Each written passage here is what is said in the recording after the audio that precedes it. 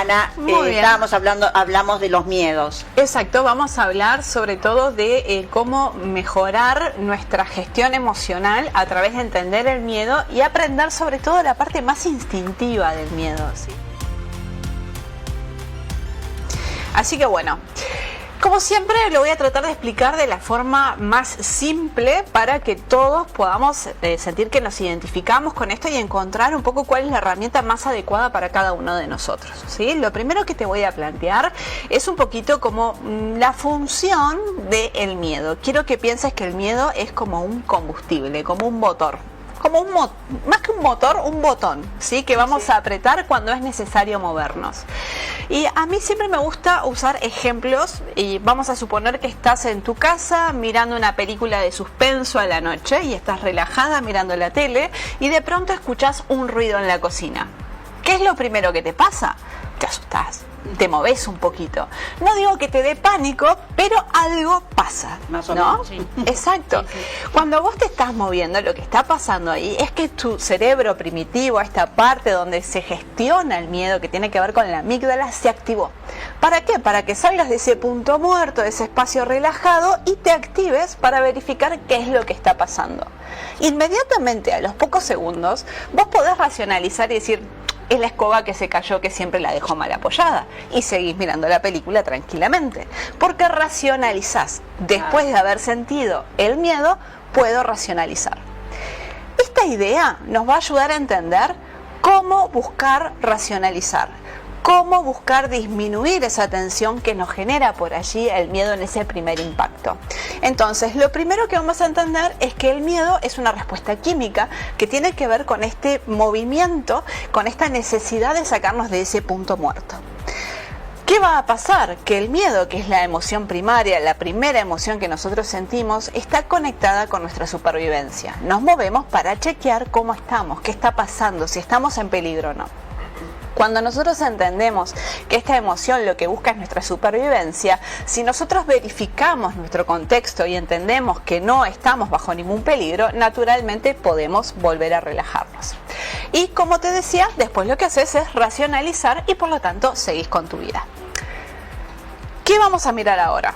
Que cuando vos sentís miedo, hay 3 respuestas típicas que se pueden estar activando en vos.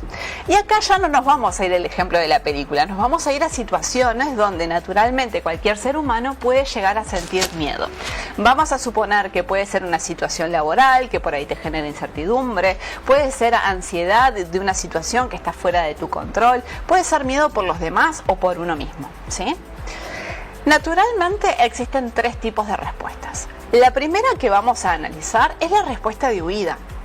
Esto nos conecta mucho con la parte más animal de nosotros, ¿sí? Y no significa que vas a discutir con tu jefe en la oficina, te vas a levantar y vas a salir corriendo cuando te habla algo que te da miedo. Pero capaz que vos evadís la conversación, capaz que justo te acordás que tenés que levantar algo o ir a buscar algo que es igual de importante y de una manera u otra tu cuerpo físico sale del espacio en donde se está gestionando esta situación que te puede generar miedo. Tiene que ver con que yo no enfrento esto que me genera esta sensación, este miedo.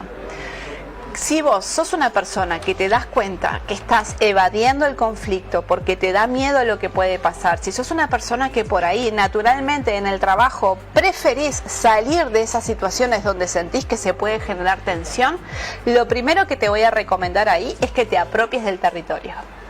¿Qué significa apropiarte del territorio?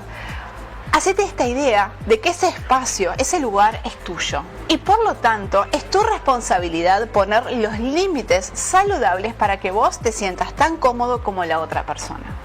Entonces, si vos tomás conciencia de tu rol, de qué es lo que estás viviendo en ese momento, qué es lo que tenés que hacer y lo que no tenés que hacer, te es mucho más fácil establecer ese límite. Y por lo tanto, el instinto de huida lo podemos reprimir un poquito más. Vamos al segundo caso, que tiene que ver con una respuesta de parálisis, que es justo lo que vos me comentabas hoy. Que a veces hay situaciones que nos estresan, que nos generan miedo y nosotros tenemos una respuesta de parálisis. Por ahí hay un accidente o tengo que hacer algo rápido y no sé cómo resolverlo. ¿Cómo lo vas a resolver si te das cuenta que esa es tu vivencia en relación al miedo? Vas a buscar visibilidad. ¿sí? Y acá te estoy hablando de igualar tu energía. Voy de vuelta a la parte laboral porque me parece que es algo que todos nos podemos identificar. Claro. ¿Sí? Entonces, si vos estás en el trabajo y hay una situación que te genera ansiedad, te genera incertidumbre, te genera algún tipo de miedo, vos lo primero que podés hacer es tratar de igualar tu energía a la energía de los otros que están en ese momento allí. Si tu compañero habla 15 minutos de lo que hizo en las vacaciones y cómo se sienta en la familia, vos habla 15 minutos o de lo que habla tu compañero o de tu propia experiencia. Pero mantenete visible en el área. Si vos estás en ese espacio físico, trata de ganar espacio. Esto es algo que naturalmente al género masculino se le da más fácil. Me siento y me desparramo en la silla, ¿no? Bueno, agarrá, deja tu cartera acá, te sentás por el otro lado, te acomodás, gana movimiento, gana espacio con el cuerpo físico. Todo esto ayuda a que tu miedo por parálisis empiece a disminuir, ¿sí? Bien. Y por último vamos a hablar de la respuesta de ataque, porque esto también sucede, que muchas veces estamos en situaciones de tensión, de miedo, de ansiedad y naturalmente atacamos, nos defendemos, ¿sí? ¿Por qué? Porque justamente le buscamos defendernos. ¿Qué vamos a utilizar ahí como recurso? La comunicación. Pero no cualquier tipo de comunicación. Vas a usar una comunicación empática.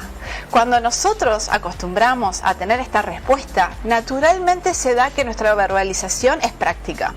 Por ejemplo, si yo, vamos a suponer que pincho y llamo a una persona y le digo, ay, no sabes pinche, me va a decir, cambia la rueda. En cambio, una conversación empática sería, ¿estás bien? ¿Te pasó algo? Voy a ayudarte.